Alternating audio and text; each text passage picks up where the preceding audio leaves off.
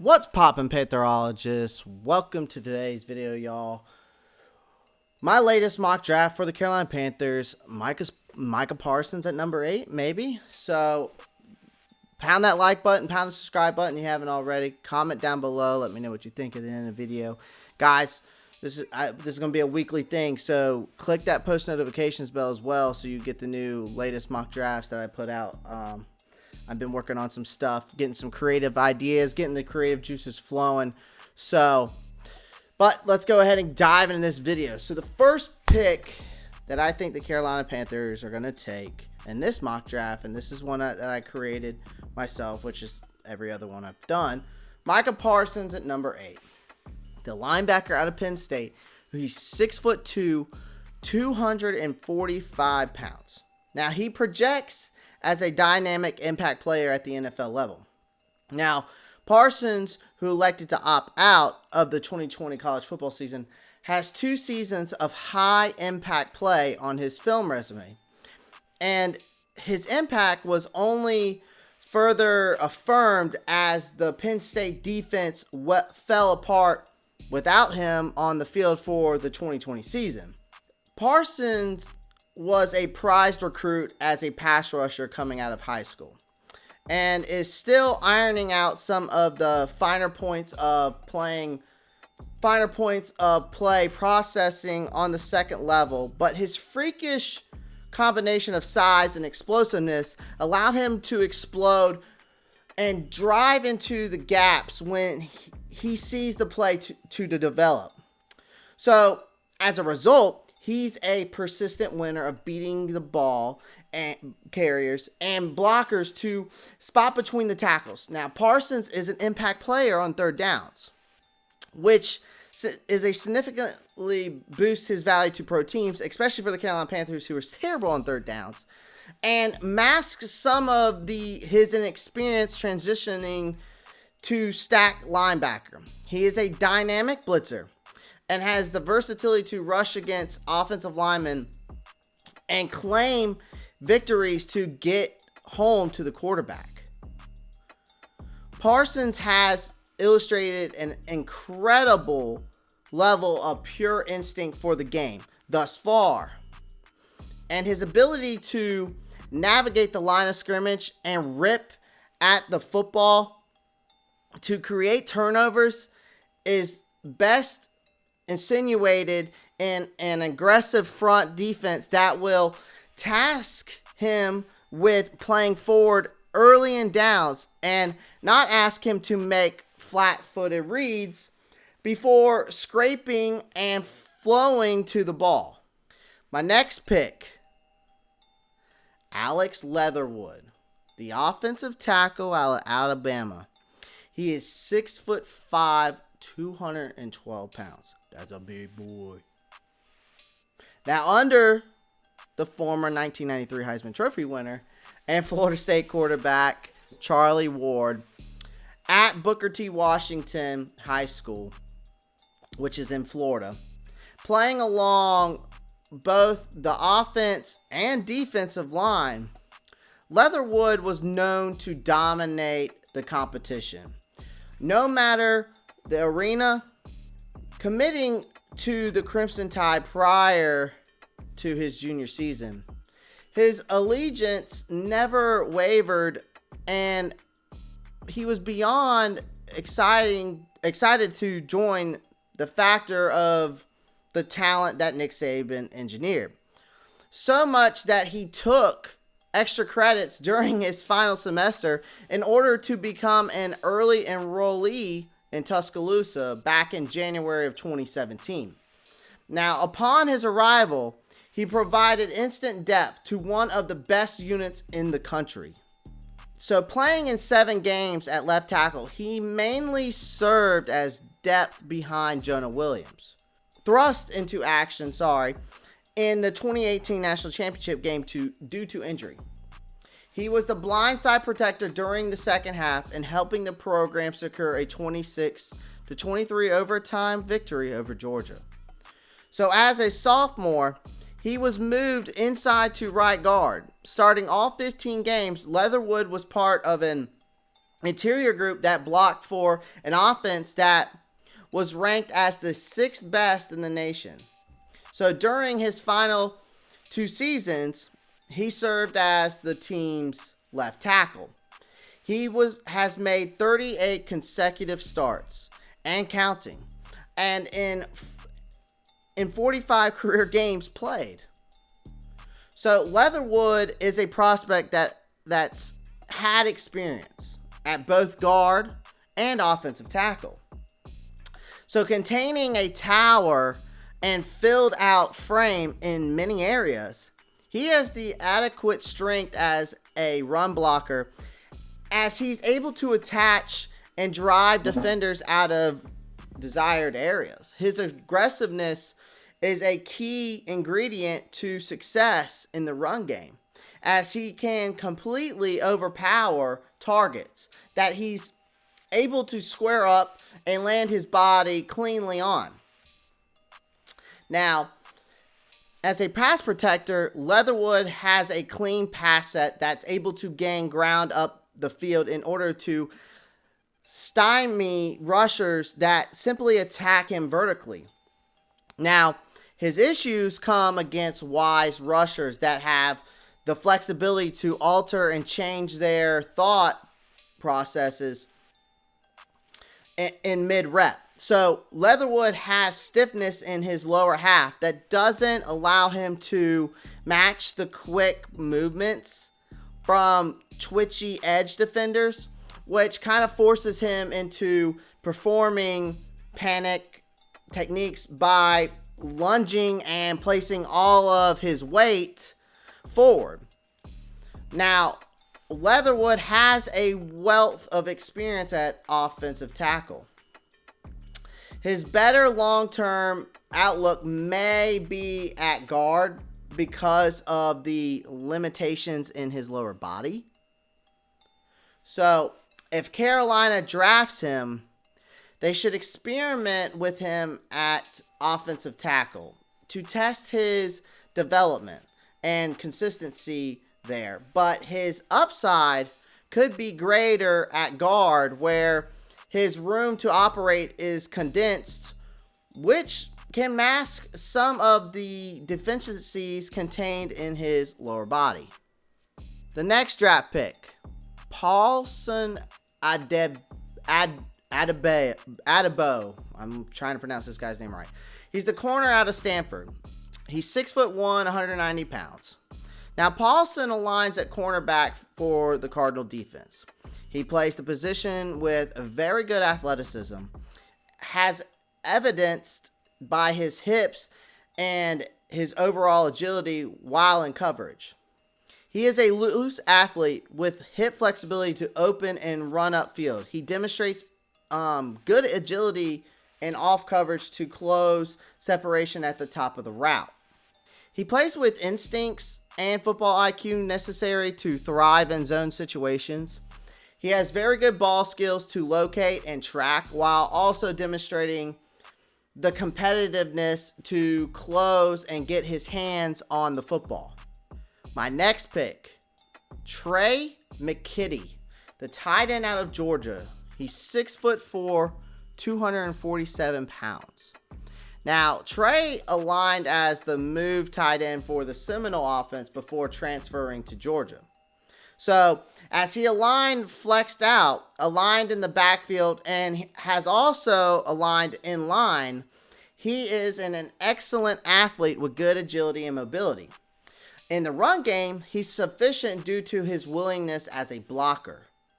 Now, he will hold the point and is more of a positional blocker, but certainly good enough in this regard to be effective in the NFL. Now, in the passing game, he is very good and moves similar to a big wide receiver. He is versatile enough to be a matchup problem against defenders. He's very smooth and a fluid athlete who shows good route running abilities. He also creates separation in man coverage and makes tough catches in 50-50 ball situations. Plus, is willing to catch seams over the middle. His versatility is enough to play, which will be highly coveted for today's NFL. McKitty is effective as a run blocker, but getting better in this regard could push him higher up draft boards. He has some instances of body catches, but he does a good job of creating separation in man coverage. So I have no reservations in this regard. Next pick, Drake Jackson, the offensive lineman out of Kentucky. Now he is 6'2", 290 pounds. Impressive on multiple fronts, mainly that he excels with leverage and stout play in the heart of the line. He's not easily collapsed and will actually play on the plus side of the line of scrimmage with frequency, as he's tasked with reaching leverage defenders to play the side. Now, he's got a pro-ready build, and because he's somewhat compact, he offers natural leverage to stay under the pads of defenders, and offers needed knee bend and hip hinge to drop anchor when faced with power. Now, he has a clean lateral redirection when needed to drive back across his momentum. He's offered clean snaps in shotgun and is quick to strike with the free hand. He's been the quicker player on combos with all three guards that saw high playing time in 2019, but offered plenty of equal punch to his teammates when looking to drive an A-gap defender off the block. Likely a center exclusive projection, which isn't necessarily a knock, but more so could be a tiebreaker with more versatility interior offensive lineman in the draft. His blocking radius isn't overly long due to only adequate length, and he's not going to hit a lot of ambitious angles on the second level when pairing modest length with just above average short area agility. But he can get stacked by longer defenders and play to stalemates from time to time. Although, to his credit, even when he's stacked, he's not going to concede a lot of space into the backfield. My next pick, I got asked about this guy, Kellen Mond, the quarterback out of Texas A&M. He's 6'2.5", 205 pounds. Now, he's a slim but adequately built quarterback prospect who possesses lots of velocity with his throws. When able to step into them, high elbow but snappy type of release, he has the torque and enthusiasm behind passes that enables him to be very efficient in the short to intermediate areas. Now, Mond always displays high levels of poise, as he often shows that he's never in a hurry. From his mechanics to how he deals with pressure surrounding him, he remains under control and focused on the task at hand. Now, one of the most battle-tested throwers in the country, as he takes an excruciating amount of hits throughout games, but continues to battle and make throws. Now, the often occurrence of shots to his body has helped him better deal with pressure from all directions inside the pocket. Mainly a half-field read thrower that can get the ball out quickly and efficiently when on schedule. While barely scratching the level of an above-average athlete, he has enough athleticism to get himself out of trouble and gain hidden yardage when breaking outside of the pocket as well. Now, he's not a make-you-miss type of threat, but Mond compensates that for how well he throws on the run. Strictly a shotgun pistol quarterback who's had all of his experience there. But I think for him, playing fast is sometimes needed, but he remains at the same pace. Decaying pockets can be challenging for him to escape, and he waits too long to make that decision instead of correctly timing when and where and how to exit the pocket in order to create off-script opportunities. But like I said, he shows great stages of poise, but will have plays of where he makes questionable throws down the field in hopes of being bailed out by aggressive perimeter options. Consistency against the bigger names on the schedule is another area where scouts want to see Mont improve on, as his production remains inconsistent during the team's biggest moments. All right, next pick, Lorenzo Neal, the defensive lineman out of Purdue. He is 6'3", 315 pounds. Now, he's a terror when he's able to club or swim past blockers at the point of attack. His splash plays are impressive, and his motor and mobility for a big dude is impressive. He's a terrific natural athlete for an interior defensive lineman with his stature. He's the son of a longtime NFL fullback, if you ever heard of him, Lorenzo Neal. So his bloodlines are legit. Neal has a good nose for punching out the football too.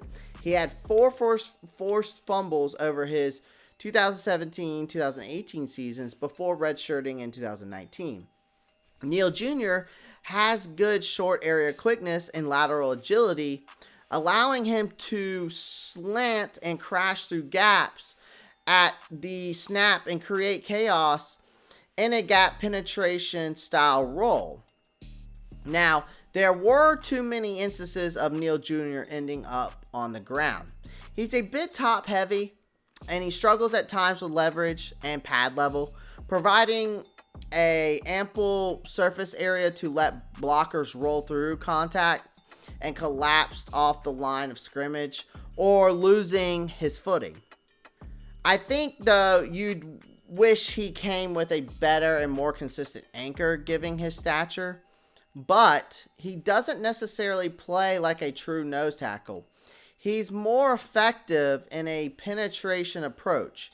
He redshirted in 2019 after a knee injury, costing him his entire season. So, will he return to the field and retain his athleticism and range?